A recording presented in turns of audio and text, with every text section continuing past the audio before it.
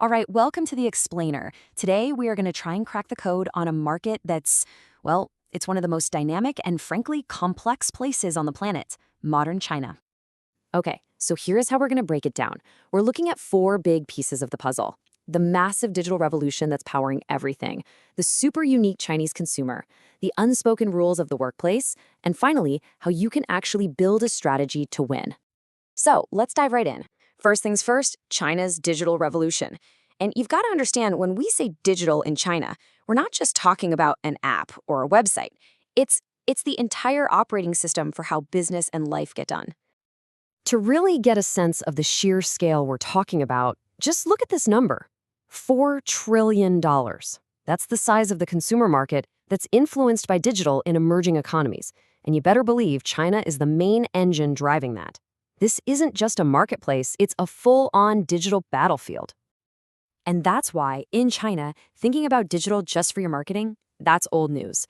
It's about completely reinventing your entire value chain. We're talking from the ground up, from the factory floor all the way to the customer's doorstep. Okay, so to make this real, let's look at an example like Alibaba. This isn't just an e-commerce site, not even close. It's a whole ecosystem. You've got your smart stores, you've got this massive bank of brand data, you've got their own logistics network, and of course, Alipay, the payment system that's literally everywhere. So what does this all mean for a brand? It means you don't just use these platforms, you have to learn to live inside of them. They are these incredibly powerful closed-loop systems where everything, from the moment a customer sees an ad to the second a package arrives at their door, it all happens in one single universe. Okay, so we've got this massive, all-encompassing digital world. But who lives there? This brings us to the Chinese consumer. And let me tell you, engaging with them means learning a whole new language of commerce.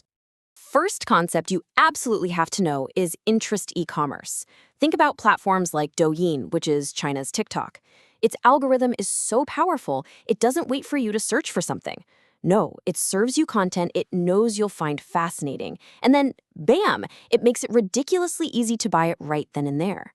It collapses the whole journey from discovery to purchase into a single instant. And then there's this other amazing concept: grass planting. And no, it has nothing to do with gardening. It's all about planting a seed of desire for a product in someone's mind. You see it all over platforms like Xiaohongshu, where real users post these super authentic reviews and lifestyle pics that make you think, hey, I need that too. It's basically word of mouth on steroids. So what does the modern consumer journey actually look like then? Well, it's totally fragmented, but in a very specific way. Someone might discover a product in a short video on Douyin, then hop over to Xiaohongshu to check out the reviews, and finally make the purchase inside a WeChat mini program. You see? They never even visit a traditional website. The takeaway for brands is simple: if you're not everywhere, you're nowhere. But, cracking the consumer code is only half the battle. To really succeed, you have to get a handle on the workplace culture. It's like the invisible software running in the background of every business deal. Now, if you look at some of these key cultural dimensions, they have a massive, direct impact on business. For instance, China scores really high on power distance, which means hierarchy isn't just tolerated, it's respected and expected. It's also a collectivist culture, so group harmony often comes before individual wins, and they have a super high long-term orientation, focusing on future payoffs. Let's take that power distance idea. It directly shapes what people expect from a leader. The boss is often seen as this decisive, almost parental figure. And this isn't just an abstract idea. You can literally see it in the office layout, where managers often have separate, distinct spaces that reinforce that authority. And this brings up a really interesting paradox, right? You have this culture that puts a huge emphasis on the group, on collectivism, but at the same time, it deeply respects the symbols and structures of hierarchy and status.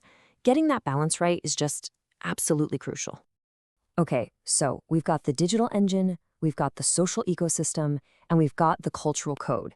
The big question is, how do you pull all of that together into a strategy that actually works on the ground? This is the classic dilemma for any big multinational company, right?